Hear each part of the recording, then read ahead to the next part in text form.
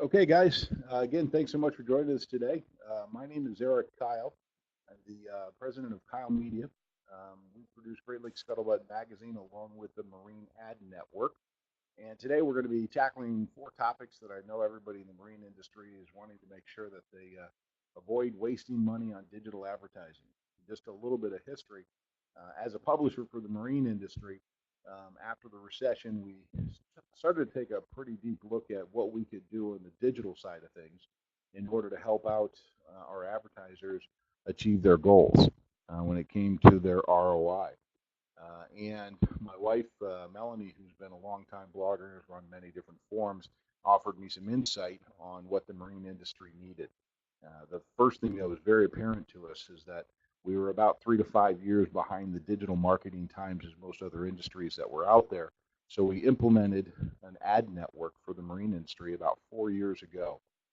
We've been growing the Marine Ad Network for some time, and we work with hundreds of publishers in the marine industry, along with hundreds of different advertisers in the marine industry, to try to help grow their businesses. And so we have a lot of experience with doing digital advertising, and this webinar is an effort to try to help others in the marine industry discover ways to not waste money on their digital advertising and become more productive. So I'm going to introduce to you Melanie Kyle. Melanie is going to be walking you through these 4 points that we have today. And if you wish to respond at all, there's a chat that you can join. And if you have any questions, just simply write them out in that chat room, and we'll be more than happy to answer them one at a time. So with that, I'm going to give you Melanie Kyle with the Marine Ad Network. Hello, everyone. I understand that some people are having problems with their audio. If that is the case, I am going to re-record. Sorry, I'm listening to some in my office. I'm going to actually re-record it later as well on a better microphone and resend it out to you guys. If you're having problems, I completely understand. So thank you so much for attending today. I am going to be talking about 4 ways to stop wasting money on digital advertising. I'm going to speak a lot about my past experience with clients here at the Marine Ad Network and try to touch on topics that each of them find confusing and frustrating on a daily basis. So let me go ahead and share my screen with you. 1 second.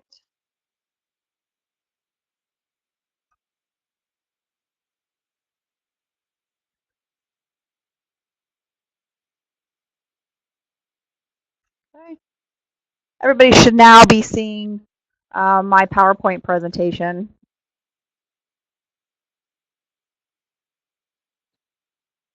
Okay, perfect. So my 4 discussion topics today are going to be, first, understanding your target audience. It amazes me as business owners that sometimes we don't stop and think about exactly who we're targeting. Many times I'll get on the phone with our new clients and I'll say, all right, tell me who you want to target today. And they'll just be like, oh, we need to target women in between the age of 20 and 50. Well, we really want to get even more dialed into our target audience. And so we'll talk a little bit today about ways we can do that. I'm not going to spend a whole lot of time on that, but I do think it's very important to eliminate waste by knowing exactly who you want to target in your digital campaigns. And it definitely makes utilizing some of the other platforms much easier and getting a better return on your investment by doing that. The second thing we're going to talk about very briefly are just learning about the platforms you're using. Each platform has different pros and cons, and they don't all take care of everything. So it's important that we utilize a good combination of all the different digital marketing platforms out there.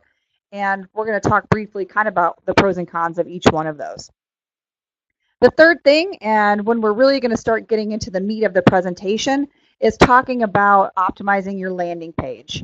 Here at the Marine Ad Network, we really encourage our clients to either work with us to design a new landing page or develop a web page on their website that is specifically used for their digital marketing campaign. Something that's very easy for your consumers to use to enter their email and maybe a contact phone number. We just want to reduce those barriers to entry and get those leads to you right away. And then the last thing, and this is where really the meat of the presentation is going to be, and that is understanding how to track and review your results. Without that, you might as well just be throwing your money in a fire. Without knowing how to track and see what kind of conversions you're getting and what kind of e-commerce sales you're making, it really just doesn't do very much good in the digital marketing world. All right, so let's move on and let's start with understanding your target audience. All right, my first slide here is I just kind of wanted to start out with kind of talking about common digital advertising myths. These are things that I see clients getting hung up on all the time. So first, clients to your website are the most important thing. Well, clicks to your website are great, but if those clicks are not converting, they're not doing a very good job. So I see a lot of agencies out there and a lot of other people promising lots of clicks to websites. And unfortunately, sometimes those aren't your target audience. So I can go out and get you tons of traffic to your website and clicks over to your website. But if those clicks aren't converting into actual clients, not doing you very much good. So I really encourage people not to get hung up so much on clicks to your website. It's very important, yes, but it's not the entire piece of the pie. The second thing that I see a lot of clients doing are targeting everybody. So targeting the entire United States, and we're targeting all sailboaters out there. Well, that's nice, but unfortunately there are a lot of different types of sailboaters. There's not just one type of sailboater all over the United States. In the Great Lakes, we don't sail in the winter. We only sail in the summertime. So we really want to target Great Lakes sailing people in the summertime when they're getting their boats out and getting things ready to go out for that first initial sail. So I just encourage you to, the more dialed down you can get into your target audience, the better. You're really going to see much, much better results with having a smaller targeted audience. And then digital marketing is only successful if you get good traffic. Well, I would say that this is somewhat correct, but also getting traffic to your website does also provide some branding value to you, and it does get your word across. We're going to talk a little bit later about the conversion and attribution models, and really a lot of times people will see your ad, but it may take upwards of 10 times for them to see your ad, and maybe even on different platforms before they even make that first click over to your website. So a lot of times it takes a while to get those clicks going and to make them into a successful conversion. So the next one is digital marketing can bring in results overnight. And this is where I really talk a lot to my clients about, because they really expect to be seeing conversions in the first day. As soon as we launch campaigns, where's my sales? What's happening? Why are we not getting any conversions? A lot of times I don't see any conversions within the first 30 days of a digital campaign. Sometimes it can take even longer than that with big ticket price items. So it does take time. We're constantly optimizing here in our office campaigns, finding out what works and what doesn't work. And then once you get that magic number, and once you figure out exactly those results you've gotten from your conversion tracking and your A/B testing, then we can really dial in and start seeing those conversions happening more repeatedly. So those are just a couple things I wanted to start with, just to kind of get the conversation rolling. And again, if you have questions as I go, feel free to pop them into the chat box, and we'll answer them either as we go or at the very end if they are something completely different than what we're talking about. All right. So the first thing that we're going to discuss is understanding your target audience. So again, don't waste money just to get more visitors to your website. I've used a lot of these cartoons because I feel that they really set the tone on how our office feels and how we feel our clients, their frustrations are. So this one's, who else should we target? And it's just men or women, because we find that people just don't understand who their existing audience is. And then the second thing, and this is where I really enjoy and find a lot of fun, and that's scoping out the competition. And I'm going to show you some really cool tools that you can use for free even, that will kind of help you get out there and find out what your competition is doing in terms of CPC, Google search models, or if they're doing any kind of display. And one of them will even show you the actual ad. So we'll get into that in a minute. That's a really fun thing for me. All right. Analyzing your existing audience. Again, these are your customers that have already bought from you. You know what they're doing. You know what they like. So utilize these people. Send them surveys. Find out as much information as you can about your current customers. And then find out what needs they have. What are we missing? What do we need the ads, if you're doing display, what do we need these ads to look like? What do we need them to say? And then determine the product and customer fit. And so that's where we really sit down with our clients and we talk to them and say, okay, what are we really trying to do here? Who are we trying to reach? Are we worried about safety on sailboats? Okay, well then let's design the ads to reflect those needs and what the customer is looking for. And so there's some other ways that you can do this as well if you don't know where to start. I like a product, it's called Demographics Pro. And it will actually, if you go in, you can put in your social media profiles, and it will actually show your profile of your audience. So it's really neat to see. And this is really just a starting point, and this will get the conversation rolling in your office. It's very inexpensive to use this program, and it also helps if you want to do some competitor analytics as well. This is just an audience profile for Harley Davidson. And so you can just see exactly what their audience stats are, what their average income is, where their audience location is. And again, I would take this and then just dive in a little deeper. But if you can come to any of the agencies that you're working with, or if you can go and AdWords and set the tone for exactly who your audience is, your results are going to be so much better. And your conversion rates will be so much higher. So the more detailed, again, I can't stress that enough, the more detailed you are, the better it's going to be. If anybody's having problems seeing my screens, let me know, because it's bouncing around on me here. The next slide here, it just shows some of the basic demographics that Demographic Pro provides as well.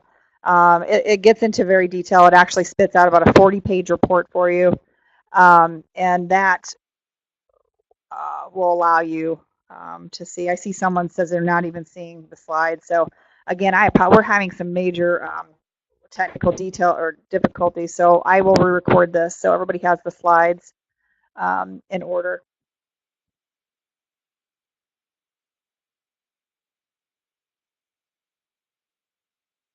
Okay, the next one we're going to talk about is scoping out your competition.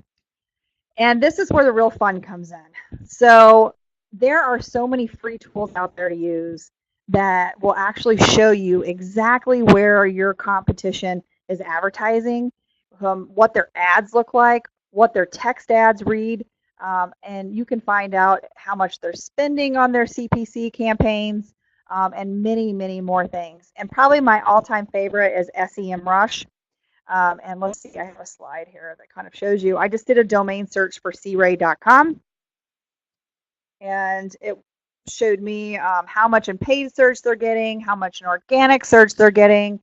It showed me what their ads looked like, not only display, but also in their text ads. And so we got some really good information to use, because now I can take that, and when I'm designing my campaigns, if I'm a CRAY competitor, I know what keywords CRAY is now bidding on. I know what their ads look like, and I know who their target audience is.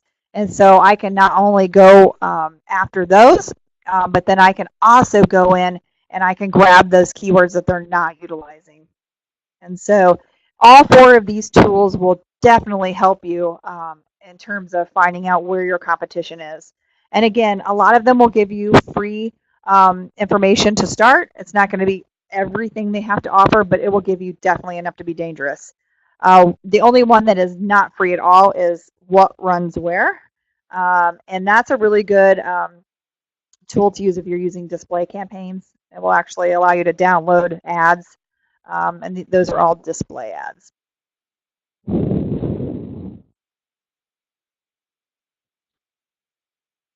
Okay, moving on.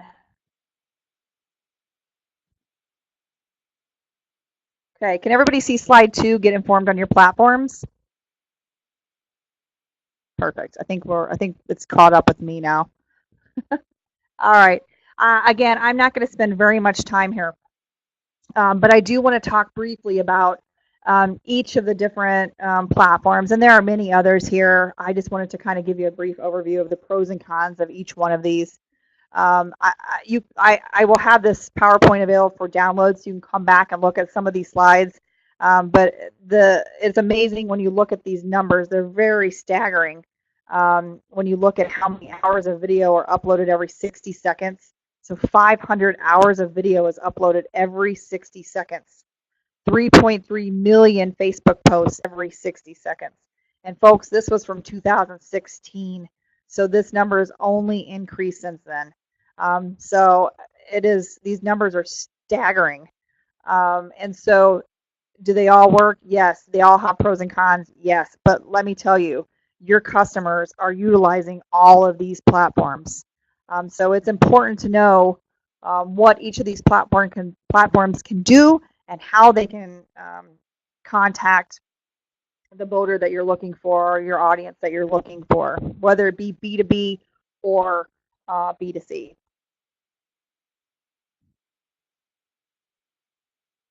All right, so I'm not going to spend a whole lot of time here with Google AdWords. Most of you know what Google AdWords is. You know, some of the advantages to Google AdWords, you can position yourself at the top of search results very, very easily. One thing I've noticed in the marine industry is we are kind of behind the times in terms of digital advertising.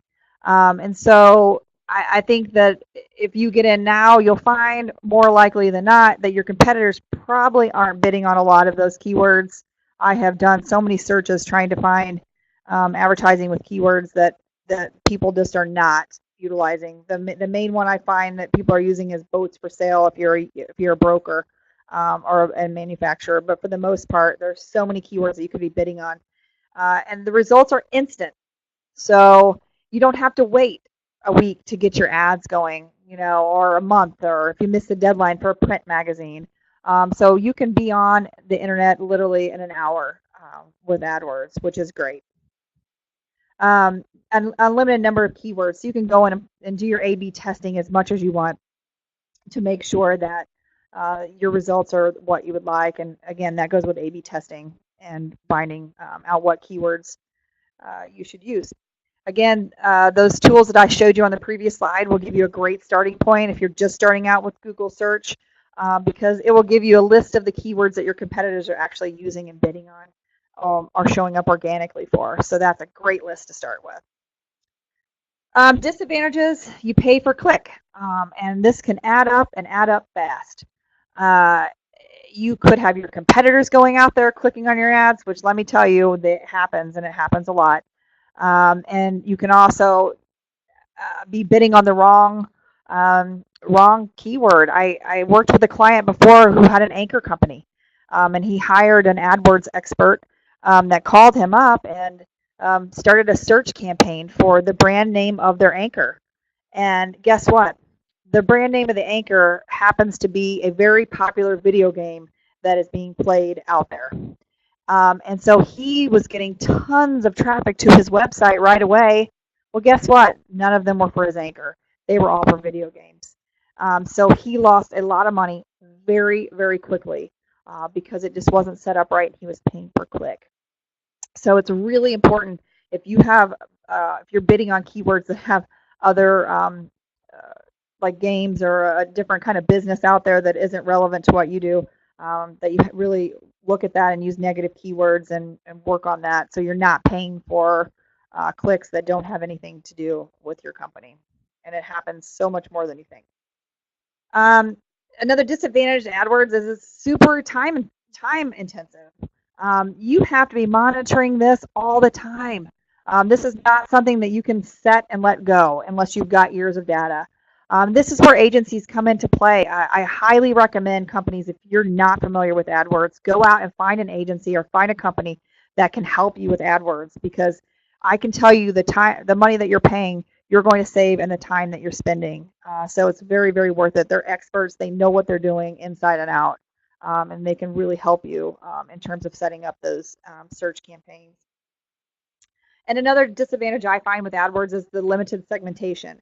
So when we talk about social media, we can segment down to recently retired males that live in Toledo, Ohio.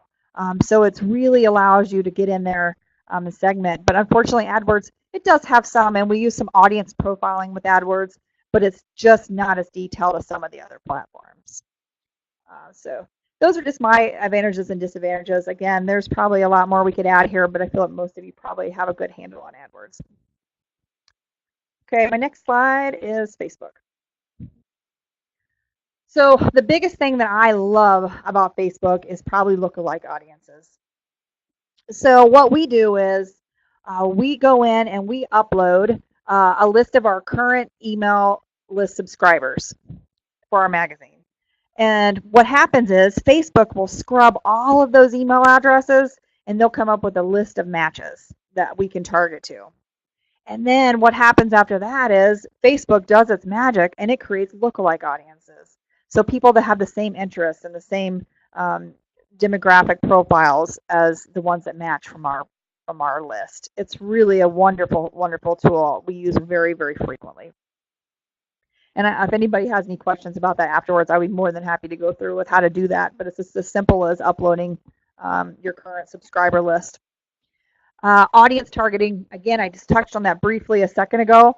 That audience targeting is so awesome because of how detailed you can get. Unfortunately, Facebook removed a lot of the targeting options over the last year, some of the big ones that I liked because of some people that were doing bad things in the targeting arena. But there's still many, many more left. So if you want to go in and target, like I said before, people who have retired in the last year and who are between the ages of 70 and 75, who make an average or have a net worth of over $1 million, you can go in there and do that. It's very, very, very powerful tool when you go in and target your campaigns with that. Another thing I like about social media is how powerful your visual messages can be. You can use video, you can use just all kinds of images and scroll through pictures and to let people see your message. It just really captures their attention a lot easier. And then again, just a huge reach. You saw the numbers, the number of posts I was talking about a second ago. I mean, those numbers are just staggering and they just keep growing. So I can guarantee your customer is out there. Disadvantages, it can be difficult to capture people's attention. Obviously, you see how many different types you have sponsored posts in your news feed. Sometimes people just kind of get immune to that and skip through. So you have to really be careful in capturing your creative message good to get their attention. We use social media quite a bit when we do our boat show targeting. And it's amazing when the message when the visual matches what they're doing in that time. It's amazing what the results can be because if they're on a boat and they see an ad for a boating related product, it's going to capture their attention. I guarantee it. It does me when I get them.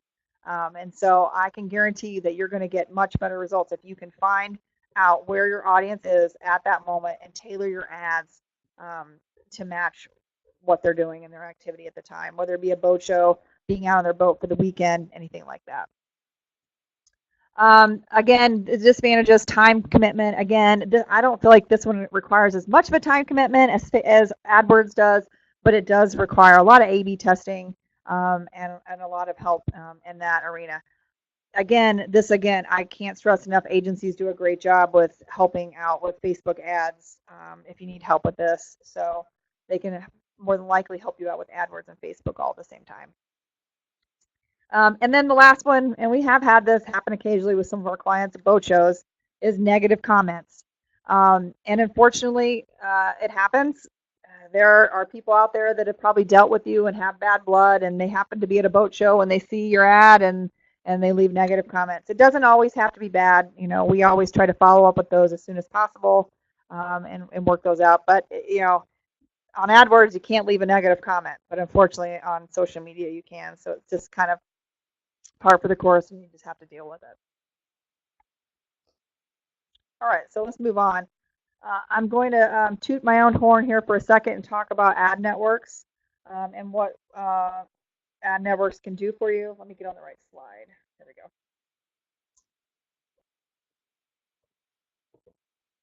As you all know, that I work for the Marine Ad Network. And so I think the advantages of working with ad networks are their knowledge of the boating industry. Again, things like the Fortress anchor dilemma I was talking about earlier, that's not going to happen here in our office. And if you work with agencies that have knowledge of the boating industry, that's not going to happen there either. So just knowledge of the boating industry and how it works is really going to be to your benefit. Another advantage is we're able to go in and geofence boat shows.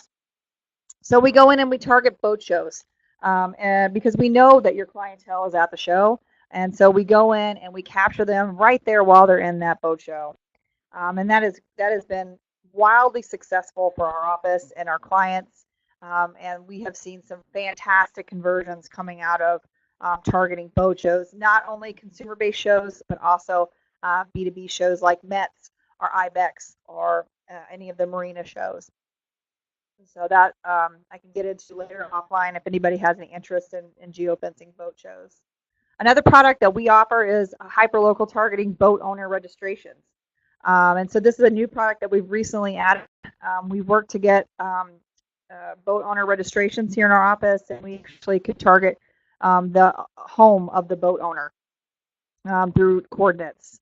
So again, this has been very successful for us. So we can go in and target all Sea Ray owners in Toledo, Ohio, with a Sea Ray over 40 feet that is year 2000 and newer. And so it's very, very detailed, and it's been very successful with people who have very specific target audiences that they're trying to reach. And then our targeting options for our display campaigns, all the publications are in the marine industry. We segment out all of our publications between what vertical they're in, whether that be fishing, and then we do saltwater, freshwater, we have sailing, and so really we segment our publications out into the correct vertical, but they are all in the marine industry. So we know that our publications are getting the type of traffic that our clients need and want. I would say some of the disadvantages I've heard are the cost. Sometimes the cost can be a little bit higher, and that is because we're able to target much more detailed audience with doing that, and unfortunately it tends to cost a little bit more. And then the types of ads that we have to offer. Unfortunately, some of our publications just aren't utilizing video and content marketing yet, and so we have to use what our publications have to offer. And sometimes those aren't just the kind of type of ads that you would like to see. They're just your very basic standard banner ads. But we're growing with our publishers, and we're trying to educate our publishers as well as how to incorporate video into their websites and how to start doing content marketing and things like that. And so I think that you'll see a big change in the marine publications over the next few years, really getting up to date with where they should be in terms of their platforms. All right. Does anybody have any questions so far? That's kind of the end of that. And now I'm going to kind of go into the meat of landing pages and understanding your analytics. All right. So let's move on to optimizing your landing page. So this is something that I feel really, I feel our clients struggle with the most, and that is optimizing your landing page.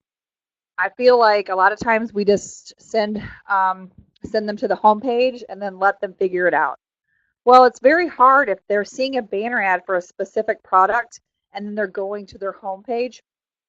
It sometimes makes it very difficult for them to navigate, or if they're on a phone, it makes it even harder for them to navigate and to find it, and so they just leave your website. So the landing page that you utilize really needs to reflect the banner ad that you're showing. So if it's for a specific product, it really needs to either go to the page on your website, or it needs to go to a customized landing page that talks about that product. If you're e-commerce based, a lot of times it just makes sense to go directly to that product on your website because you have your shopping cart incorporated into it. However, if you're selling a service, or you're a broker or anything like that, it really helps to have a customized landing page done. that makes it very simple for you to just enter the customer to enter in their name, email, phone number, and what they're interested in. And then that information would go back to you to follow up with. But we find that having these customized landing pages, the conversions are 10 times higher than they are if they're just going to their home page of their website. This one that I showed you here is from International Marine. This was actually used at Fort Lauderdale Boat Show. They did a geofencing campaign at the Fort Lauderdale Boat Show, or excuse me, it was Miami. And they received about 50 lead submits directly at the show for repowering their engines. So it was very successful for them. But the big reason why it was so successful is because we really removed all the distractions.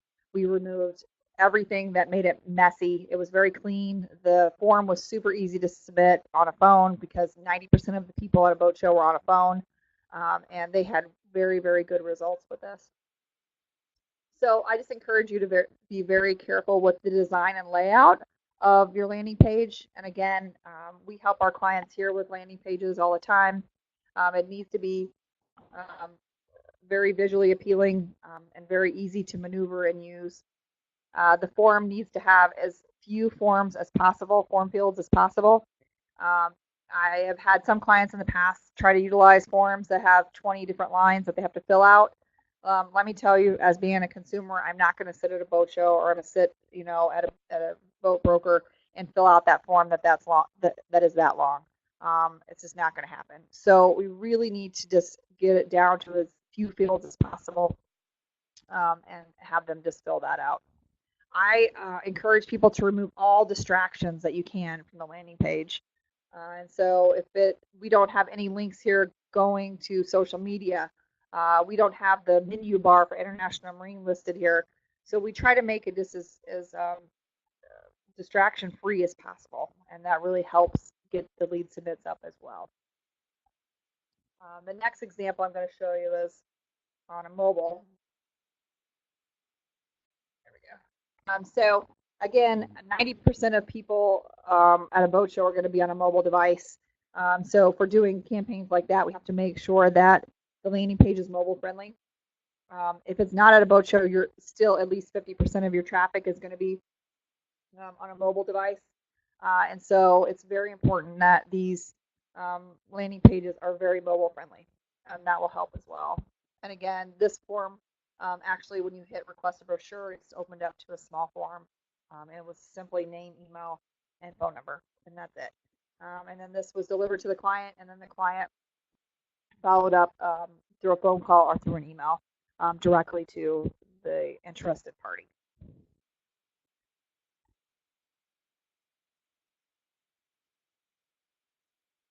Okay, so now we're moving on to understanding how to track results. And somebody sent me this cartoon a while back, and I thought it was absolutely great. And I see this a lot. And so how did your campaign do? It did great. Nearly 0.1% of people clicked on our ad, possibly some of them on purpose, which beat all of our benchmarks and exceeded the industry average. Did it actually drive any sales? Your guess is as good as mine. So don't worry if you're in the same boat. I would say probably 75% of the clients, if not more, that come to us for help are in the same exact boat. They don't have conversion tracking set up. They don't have attribution tracking set up. And actually, believe it or not, most of them don't even have their website analytics set up properly either. And so don't be embarrassed or ashamed if that if that's where you're at. It does happen all the time. And we can help you. Agencies can help you. Any of those people that you're working with, just ask them to take a peek at what how you have this stuff set up, and they can go from there. All right, so we're just going to talk briefly about website analytics, conversion tracking, and then attribution. I'm not going to spend a whole lot of time on attribution. It becomes very complex very fast, but I do want to touch base with it because I do think it's important to look at. Okay, so website analytics, and this, of course, I'm talking about Google Analytics. Some of you may use a third-party tracking system, but I'm sure most of you probably just use Google Analytics. I always encourage people to perform an analytics audit. If you haven't done this in a while, or if you just set up your analytics and left it with the default, you might want to just go in and make sure things are set up correctly. And then also, we always encourage our clients, at least here, to develop a tagging system with Google URLs, because inevitably, if they don't, they're going to come back to us and say, your numbers don't match our numbers. And that happens frequently. And the reason is because Google Analytics tracks things differently than all your other ad networks. And so it's always going to look different. But if you don't have your analytics set up right to begin with, it's definitely going to look different because it's going to mess up your reporting and your analytics, and it's definitely going to cause a lot of frustration on your part. And so I do have this PowerPoint available for download, and in the PowerPoint in a second you'll see that I give you a little cheat sheet on how to tag your URLs correctly. And if you do this, then you're going to be able to go back to your analytics and you're going to be able to see exactly each campaign that you're paying for and how it's performing, and if you have conversions set up, how many conversions resulted as a result of that. Again, the one thing that I like to use that will show you how, let me switch slides. This is not working very well for me. Okay, here we go. I like a little thing called Tag Assistant by Google. What this does is you just add it to your Chrome and you hit record, and it's going to tell you if you have your tag set up correctly for Google Analytics. And it's amazing. This is one of the first things I do with every single client that comes on board here is I go on and make sure their Google Analytics are set up right. And it's at least over half people do not have their analytics even coded correctly. And so it's very important that you go in and you make sure that your Google Analytics code is properly placed. This is something very easy to do that won't take you a very long time, but it will definitely relieve a lot of headache in the end because you'll know that your analytics is reporting correctly. I was going to show you a little demo here, but since I'm having trouble with the slides to begin with, I'm not going to move over to my desktop. But if anybody wants me to show them, or people want to put in their URL, I can provide you your results later if you'd like. But again, I would encourage you to go back and do it at some point. It shouldn't take you very long. All right, so Google Analytics UTM tagging. All right, so this is the easiest thing for you to do, and it will also make your campaign tracking so much easier. So Google provides you with a website that you can go to build these URLs. And they're super easy. It's going to give you a little questionnaire. It's going to say, okay, what is your domain? So as you can see here, it's the marineadnetwork.net. Okay, what is the source? All right, so my source in this example was a newsletter. All right, so how did that newsletter go out? All right, it went out in an email format. And what was the email about? It was about a webinar. And then what was the content of the email? It was a text link. It wasn't a banner. And so you can see I can go through all of these, and what's going to happen is it's going to report back in my analytics reports, and it's going to be nicely displayed. And I'm going to be able to go back and look. Okay, I sent out a newsletter, and I sent out banner ads, and I put an ad on Facebook all about my webinar. And each one of them are going to have different tracking URL links, and then it's going to be nicely displayed in my reporting, showing me exactly how many converted from each of those sources. So I'll know next time I do a webinar where I need to invest my money at, because I'm going to know which one performed better. Had I not set up these tracking links separately, I wouldn't know if Facebook provided more leads, if LinkedIn provided more leads, if my own email newsletter provided more leads. It would be very, very hard for me to determine those goals in my Google Analytics if I didn't have these tracking links set up. Another thing it's going to help you do is a lot of times in analytics, you'll see that they're private or blocked referral URLs. It will still show blocked, but it will still show up under the campaign. So you'll still know where those are coming from. So it's just really going to clean up everything quite a bit. And again, this is a free service that Google offers, and so I just encourage you to bookmark this somewhere.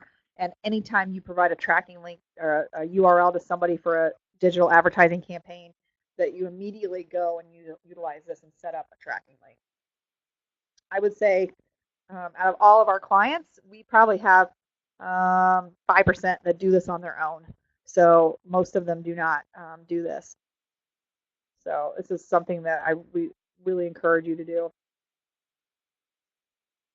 And this next slide is just a cheat sheet that I added in here. If you want to download this, this just kind of goes through each one of the dimensions and what it is. I found this on funnel.com, the funnel website, but it's a very good layout of the parameters and what you would use them for. So if you want to just download this for your cheat sheet later, this will definitely help you setting up those tracking links.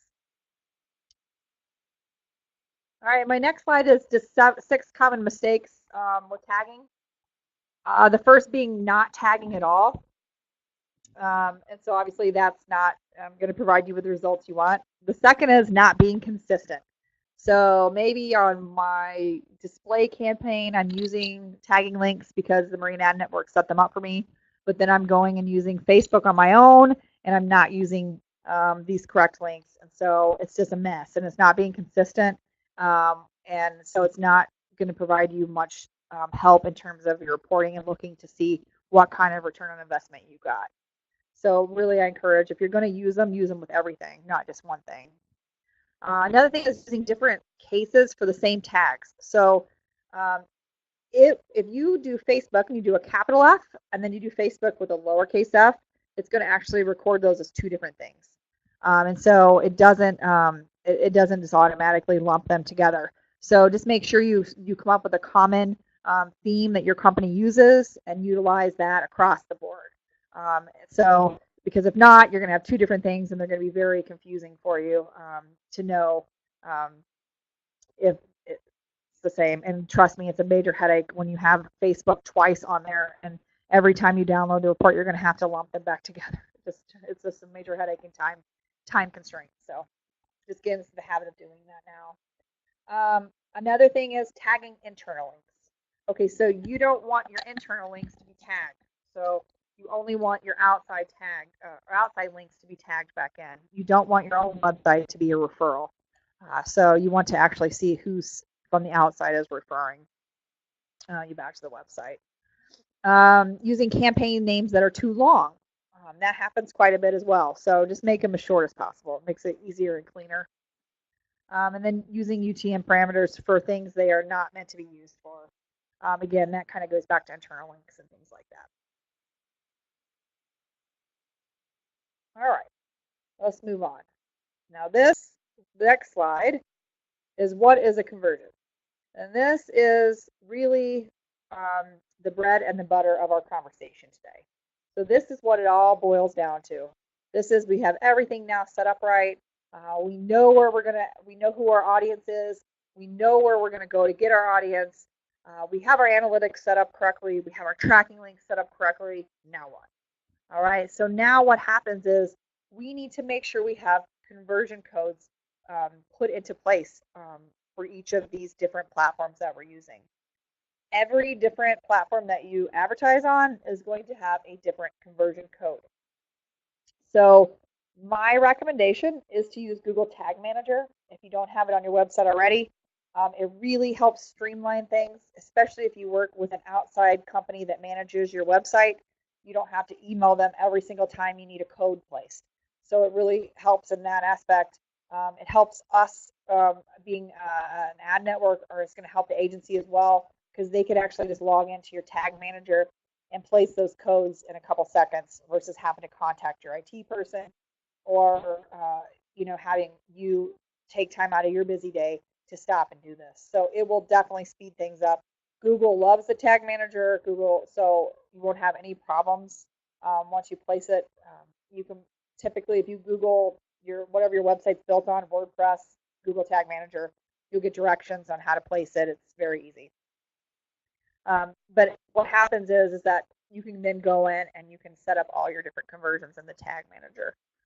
We do utilize a third-party conversion tracking system here in our office, so I'm sure some agencies utilize that as well. And so we only have to place one tracking pixel, our conversion code, and that will track across the board. But if you're doing it on your own and you're not paying for a third-party system, you're probably going to have to place separate conversion pixels for every different platform that you use. So one of the most common misconceptions about conversions are that it only works if I have an e-commerce platform. So if I'm actually selling goods on my website. So, but in reality, I look at conversions as anything that is of value to you that the customer does on your website. So for us, it's valuable when a customer downloads our media kit because we know they're interested in advertising with us. It's valuable for us if the customer watches our video. It's valuable for us if a customer calls us or initiates a chat on our website.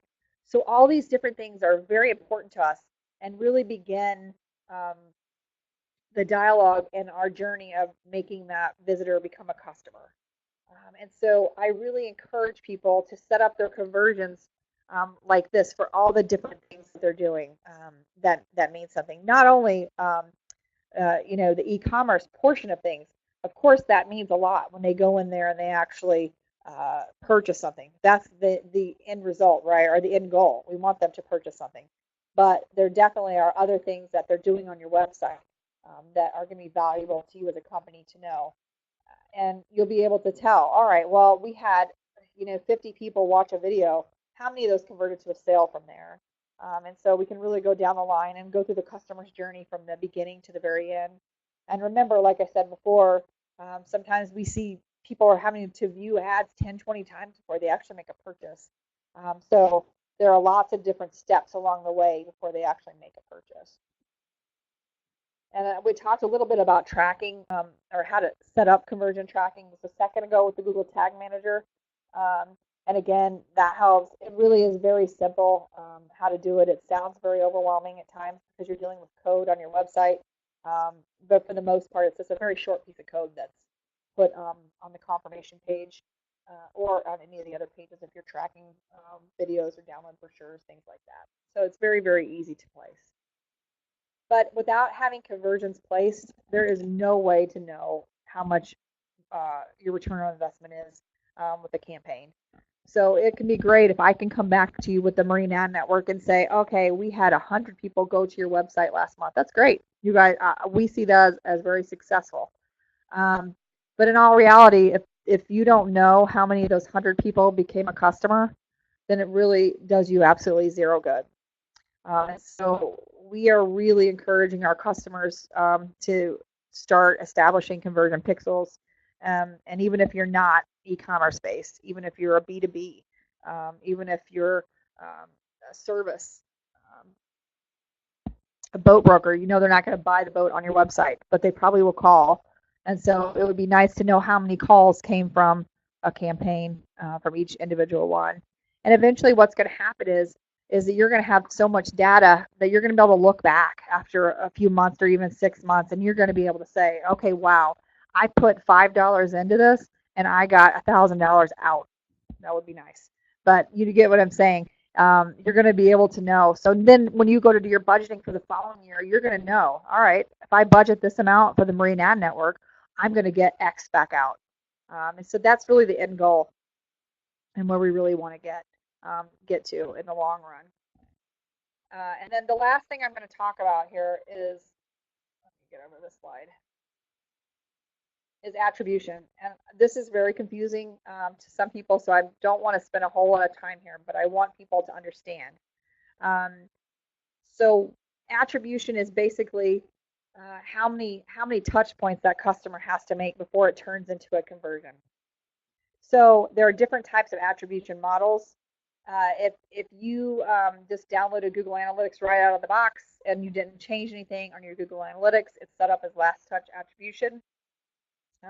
So what that means is the last click that customer clicked on is who got the credit for converting that customer.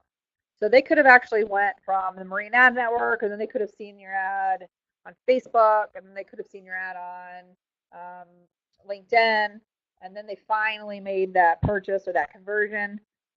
So LinkedIn in this case would be the one that would get the credit for it, even though Marine Ad Network introduced the customer to that product first. And so it happens so much where customers are doing multiple days of data, they're doing research, and so they're really finding your product in a lot of different ways after that first initial contact. First touch is the same example, but Marine Ad Network would have gotten credit for that. And then linear is when you assign a weight to each of the touch points. And so Marine Ad Network would get a small percentage, Facebook would, and then obviously LinkedIn would get a larger percentage because that was the last outlet that the customer saw before it made that conversion. So again, your agencies or we can help you work on this to get your attribution model set up correctly. But it's really important to know the whole journey of your customer from being just a lead or from the first time they visit your website to what other points they're going to and when they finally make that purchase. So just something to think about. So that is the end. And I just went through a whole lot of information really quickly. So if anybody has any questions, feel free to leave a message here. Again, I'm going to actually re-record this with some better sound and some better slide presentations here. And I will send that out to everybody as well afterwards. But this is our presentation, and these are the 4 ways that we have to save money with digital advertising. Okay, thanks so much, guys, for joining us today. Are there any questions that we can try to address at this moment before we get up to our hour-long presentation point?